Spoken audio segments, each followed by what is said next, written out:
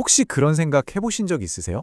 정말 열심히 살고 있는데 왜 내 손에 남는 건 하나도 없을까? 내 모든 노력이 그냥 다 허공으로 사라지는 것 같다. 만약 이런 허무함에 빠져 있다면 오늘 이야기가 바로 그 답을 찾는 데 도움이 될 겁니다. 한번 깊이 들어가 보죠. 네, 바로 이 느낌이죠. 마치 쳇바퀴 위를 달리는 다람쥐처럼 정말 열심히 페달을 밟고는 있는데 이상하게도 제자리 걸음만 하는 것 같은 그런 기분이요. 진짜 발전도 없고 마음 한구석은 계속 텅 비어있는, 많은 분들이 공감하실 거예요. 이런 기분을요, 아주 오래된 기록에서는 이렇게 표현합니다. 삭슬 받아도 그것을 구멍 뚫어진 전대에 넣음이 되느니라. 와, 정말 기가 막힌 비유 아닌가요? 돈을 벌긴 버는데 밑 빠진 주머니에 넣는 것처럼 그냥 술술 새어나가 버린다는 거죠. 오늘 우리가 파고들 문제가 바로 이겁니다. 자, 그럼 이 구멍 뚫린 전대라는 게 뭘 의미할까요? 이게 단순히 돈 문제만은 아닙니다. 그 원문을 자세히 뜯어보면요. 이건 우리 삶 전체에 걸쳐 나타나는 어떤 깊은 허무함, 그 증상들에 대한 이야기거든요. 학계라는 선지자가 기록한 걸 보면 당시 이스라엘 백성들이 딱 이런 위기를 겪고 있었어요. 보세요. 씨는 정말 많이 뿌리는데 거둬들이는 건 별로 없고요. 먹기는 먹는데 배가 부른 느낌이 안 들어요. 마셔도 갈증이 해소되지 않고 옷을 입어도 춥게는 마찬가지고요. 제일 억울한 건 힘들게 번 돈이 그냥 순식간에 사라져 버린다는 거죠. 정말 뭘 해도 안 되는 그런 상황이었던 거예요. 자, 그럼 도대체 왜 이런 일이 벌어진 걸까요? 정말 궁금하지 않으세요? 다행히도 이 기록은 그 원인에 대해서 아주 명확하고 또 굉장히 직접적으로 진단하고 있습니다. 이야기는 이렇습니다. 이 백성들에게는 정말 중요한 임무가 있었어요. 바로 자신들의 영적 중심지인 성전을 다시 짓는 거였죠. 그런데 무려 16년 동안이나 그 일을 내팽개쳐둔 겁니다. 성전은 폐허로 남아있는데 그 시간에 사람들은 뭘 했을까요? 네, 바로 자기 집 꾸미는데 온 정신을 쏟고 있었던 거죠. 바로 여기에 문제의 핵심이 있었습니다. 우선순위가 완전히 뒤바뀌어 버린 거죠. 보세요. 내 집, 그러니까 공동체의 중심은 폐허가 되도록 내버려 뒀으면서 너희 집, 즉 개인의 집을 꾸미는 데는 다들 그렇게 빨랐다는 거예요. 개인의 안락함이 더 중요한 공동의 가치를 완전히 덮어버린 상황이었던 겁니다. 그래서 신이 이렇게 말합니다. 너희가 많은 걸 바랐지만 돌아온 건 적었고 그걸 집에 가져가봤자 내가 다 불어 날려버렸다. 왜 그런 줄 아느냐? 내 집은 이렇게 황폐한데 라고요. 그러니까 이 모든 허무함이 그냥 우연히 생긴 게 아니라는 거죠. 잘못된 우선순위에 대한 아주 직접적인 결과였다는 겁니다. 자, 그럼 이 심각한 문제를 어떻게 해결해야 할까요?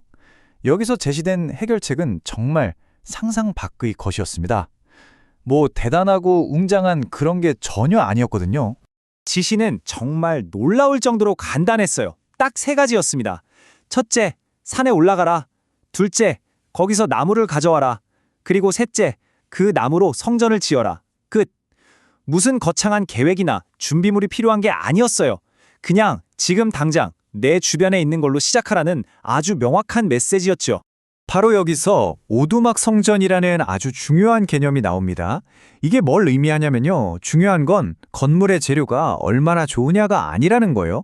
그 건물을 짓는 마음, 그 진심이 진짜 중요하다는 거죠. 자, 그럼 이 아이디어를 좀 더 확장해서 한번 볼까요? 왜 겉으로 보이는 화려함보다 그 안에 담긴 진실한 마음이 더 중요하다고 하는 건지 말이죠.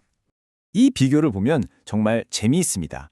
원래 있었던 솔로몬의 성전은요, 말 그대로 눈이 부실 정도였어요. 전체가 순금으로 덮여 있고 온갖 귀한 보석으로 장식된 그야말로 고대 세계의 불가사의 같은 건물이었죠. 그런데 지금 지으라고 하는 건 뭔가요? 그냥 동네 뒷산에서 구해온 나무로 지은, 뭐랄까, 초라한 오두막 수준인 거예요. 이 차이 엄청나죠? 여기서 당연히 이런 증문이 생기죠. 아니, 온 세상을 만드신 분이 왜 이렇게 보잘것없는 나무 오두막을 보고 기뻐하고 이걸 영광스럽게 여기겠다고 하시는 걸까요? 이해가 잘 안 되잖아요. 이 질문에 대해서 한 설교에서는 우리나라 가요 가사를 인용해서 아주 멋지게 설명하더라고요. 비가 새는 판잣집에 새우잠을 잰데도 고운님 함께라면 행복하지 않더냐? 바로 이겁니다. 중요한 건 건물이 아니에요. 그 안에 누가 함께 있느냐, 어떤 사랑의 관계가 있느냐가 그 장소의 가치를 완전히 바꿔버린다는 거죠. 이 포인트를 더 확실하게 보여주기 위해서 한번 극과 극의 두 예배 장소를 비교해 볼게요. 먼저 로마에 있는 성 베드로 대성당입니다.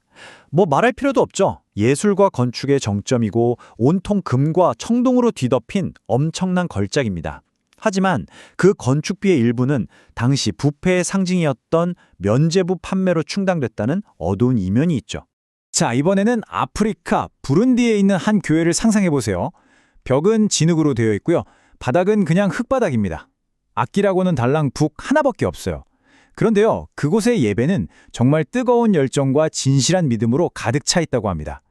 겉모습은 비교할 수 없을 정도로 다르지만 느껴지시죠?